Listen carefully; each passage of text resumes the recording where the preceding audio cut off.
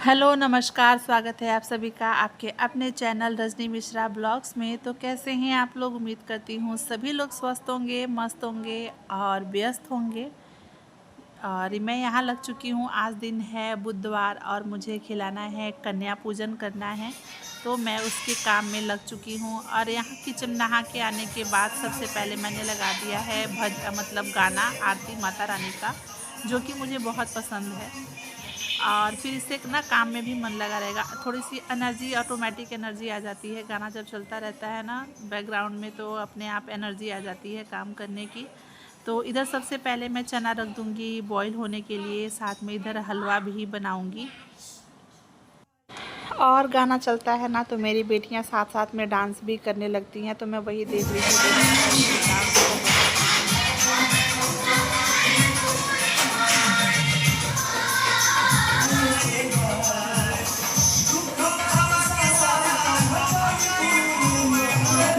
Hello, जय माता दी आप सभी को। और मैंने लगा दिया है भजन। टाइम हो रहा है 7 बज रहा है। मैं नहा के आ चुकी हूँ और सबसे पहले मैंने रख दिया है चना बॉईल होने के लिए। और इधर हलवा बना लूँगी क्योंकि मुझे करना है कन्या पूजन, तो इसकी तैयारी कर रही हूँ मैं। इधर गाना लगा दिया है, थोड़ा सा आवाज़ आपको मेरी पूरी जाने नहीं होगी, आगे आप लोग ब्लॉग में बने रहिए। तो यहाँ साथ साथ में इधर गाना भी चल रहा है और साथ में इधर मैंने हलवा बनाने की जो तैयारी है वो शुरू कर दी है। और इसमें डाल दूँगी मैं सूजी और साथ में फिर मैं इसको अच्छे से भून लूँगी। तो सबसे पहले हलवा बनता है माता रानी का, जो प्रसाद है, मनपसंद प्रसाद है, हलवा, चना और पूरी। तो वो मैं सबसे पहले हलवा बनाऊँगी। और इधर उबालने के लिए रख दिया है चना। साथ में इधर जो भी मुझे थोड़ा सा ड्राई फ्रूट वगैरह डालना है वो मैं काट के इधर रख लूँगी। साथ साथ में ये भून भी रहा है। सुबह 5 बजे से ही उठ के लगी हुई थी मैं, और झाड़ू पोछा मतलब सफाई दफाई करने में काफ़ी टाइम लग जाता है।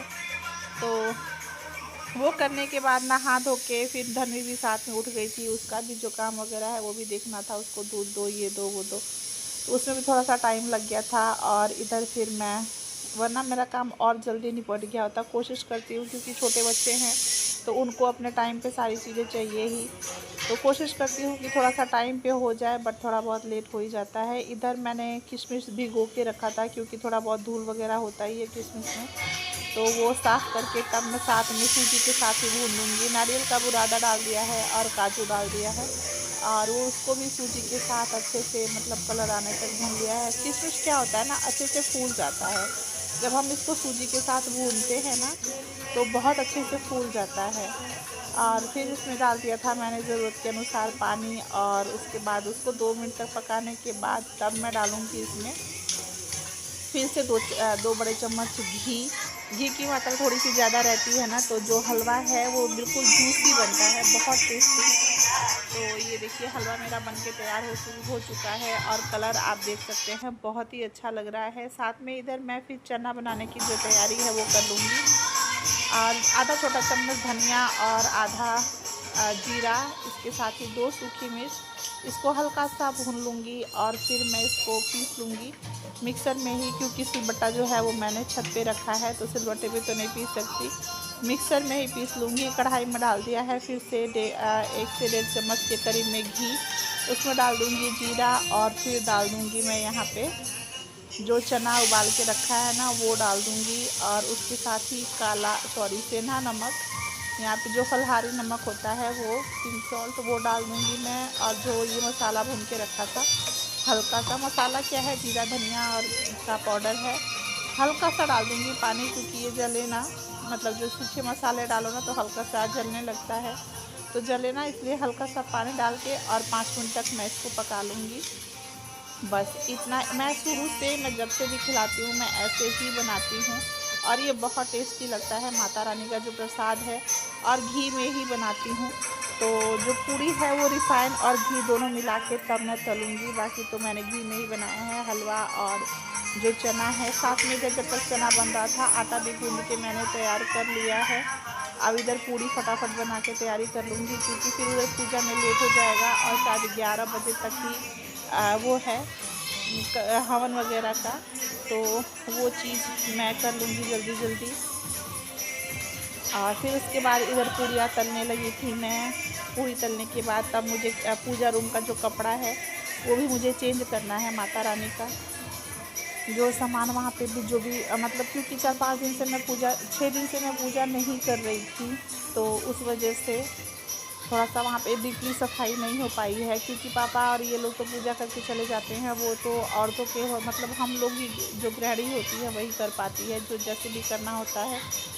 तो वो मैं यहाँ पे चेंज कर दूँगी इसके बाद से। और पूड़ियाँ वगैरह यहाँ पे पहले तल के निकाल लूँगी मैं, क्योंकि हवन के लिए पूड़ी और हलवा वहाँ चाहिए हवन के लिए। इसलिए मैंने पहले जो ये भोज माता रानी का भोग के लिए भी चाहिए और हवन के लिए भी, तो मैंने पहले ये ही बना लिया।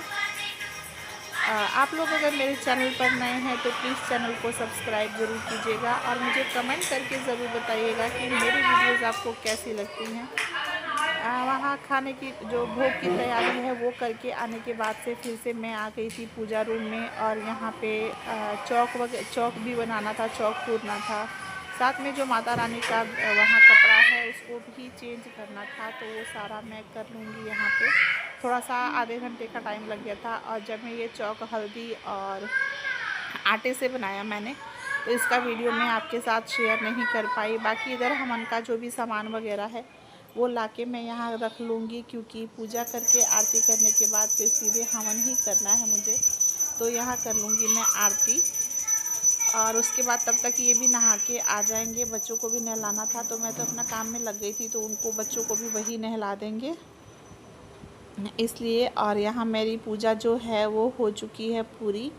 और फिर मैं आ गई हूँ, अपना जो हवन की तैयारी है वो कर लूँगी, जो भी सामान वगैरह यहाँ लगाना है।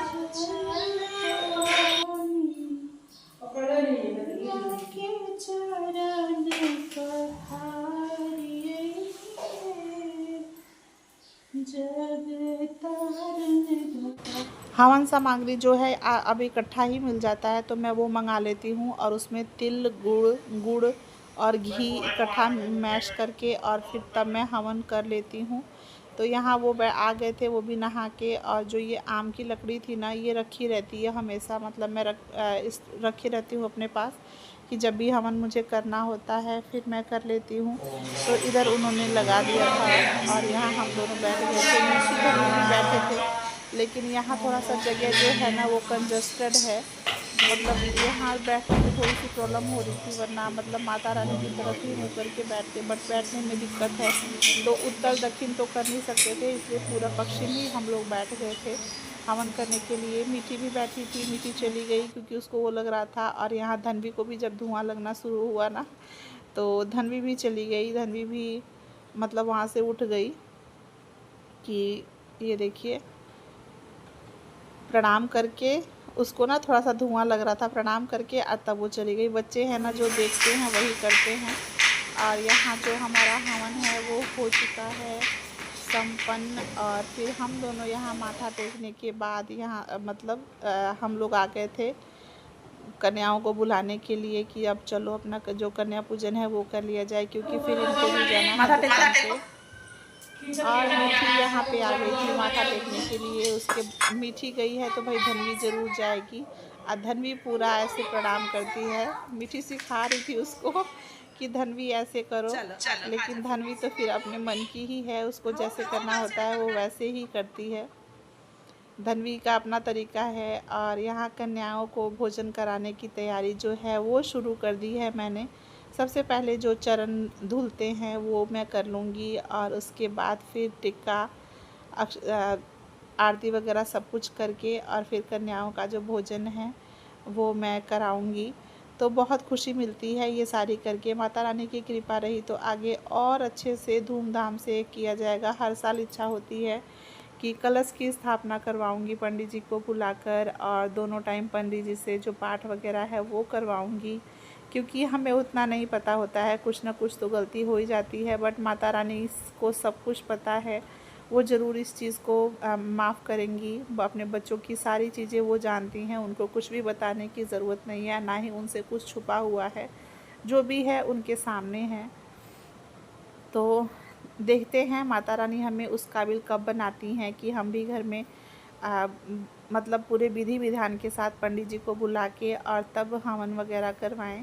वैसे अभी तो मैं जितना हो पाता है हम दोनों मैं खुद से कर लेती हूँ। हवन जो रहता है वो हम दोनों साथ में मिलकर कर लेते हैं। और यहाँ जो कन्या है, सबसे छोटी सी कन्या कितनी प्यारी सी, यहाँ यही दोनों बदमाशी कर रहे थे, एक मेरी धनवी और एक और वो जो एक और है, कहाँ गई वो, मतलब दोनों बच्चे ना थोड़ा सा बदमाशी कर रहे थे, लेकिन ये दोनों ना आराम से बैठ ही नहीं रहे थे। बाकी सारे बच्चे आराम से बैठे हुए थे। और जो ये माता रानी हैं उनको देने के लिए कॉपी और पेंसिल मंगाया था मैंने। साथ में जो भी श्रद्धा अनुसार दक्षिणा हो पाया वो दक्षिणा भी दे दिया। और तब इन लोगों से आशीर्वाद लेने के बाद कन्याओं को जो है वो विदाई कर दिया। हेलो गाइस, कन्या पूजन हो गया फाइनली। माता रानी का जितना काम था आज संपन्न हो गया। कन्या पूजन कर लिया मैंने भी। और अब मैं चल रही हूँ खाना बनाने, क्योंकि खाना बनाते बनाते भी ना थोड़ा सा टाइम हो जाएगा। अभी टाइम कितना हो रहा है, 9 बज रहे हैं, बजने वाला है, अभी बजा नहीं है। तो पहले हम दोनों ने हवन वगैरह सब कुछ हवन कर लिया, पूजा वगैरह करके आरती करके फिर हवन कर लिया। और जो माता रानी के भोग के लिए था, जो भी प्रसाद वगैरह यानी हलवा, चना और पूड़ी, तो वो बना लिया था मैंने। उसके बाद पूजा पाठ में लगी थी। सुबह पहले मैं कितने बजे, 5 बजे उठ के 1-1.5 घंटा लग गया मुझे साफ़ सफाई वगैरह सब कुछ करने में। फिर धनवी भी साथ साथ में उठ गई थी, वो तो एक का 4 काम लगा देती है। अभी मेरा सारा काम हो चुका है और कन्या पूजन हो गया, बस मुझे खाना बनाना है। तो वो मैं चल रही हूँ खाना बनाने और अच्छे से सब कुछ हो गया। आप लोगों के साथ वीडियो में शेयर कर रही हूँ इस वीडियो में। तो आप लोगों को वीडियो कैसा लगा मुझे कमेंट करके ज़रूर बताइएगा। और साथ ही अगर वीडियो पसंद आए तो लाइक शेयर सब्सक्राइब करना बिल्कुल मत भूलिएगा, ज़रूर कीजिएगा। तो पता क्या, ये जो कन्या पूजन है ना, जब भी मैं कन्या पूजन करती हूँ तो मुझे ना अपना याद आता है कि जब हम छोटे थे ना, जब मतलब मैं छोटी थी, दोपहर तक लुधियाना रहते थे हम लोग, दोपहर तक घूम घूम के कन्या हम लोग खाते थे। मतलब शाम तक उस दिन ना, या तो 9वीं या तो 10वीं, और 10वीं के दिन होता था दशहरे का मेला। तो मतलब मेले के लिए पैसे इकट्ठे हो जाते थे, मतलब इतने घर से मिलते थे, वो चलो वो तो बात की बात है, लेकिन जो ये है ना वो हमारी कमाई है।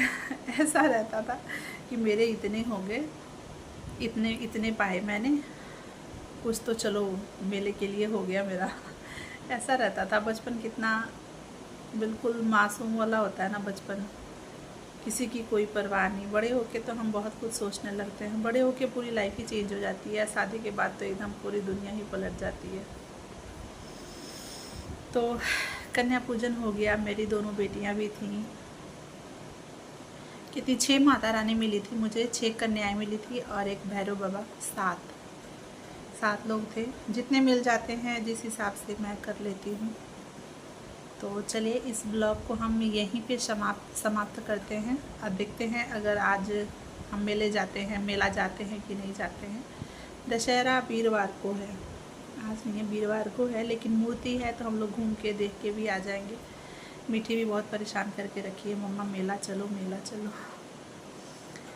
तो देखते हैं, अगर मैं गई तो मैं आप लोग के साथ एक आध वीडियो वगैरह ज़रूर शेयर करूँगी। तो चलिए इस ब्लॉग को यहीं समाप्त करते हैं। आप लोग भी स्वस्थ रहिए, मस्त रहिए, अपना और अपनों का ध्यान रखिए।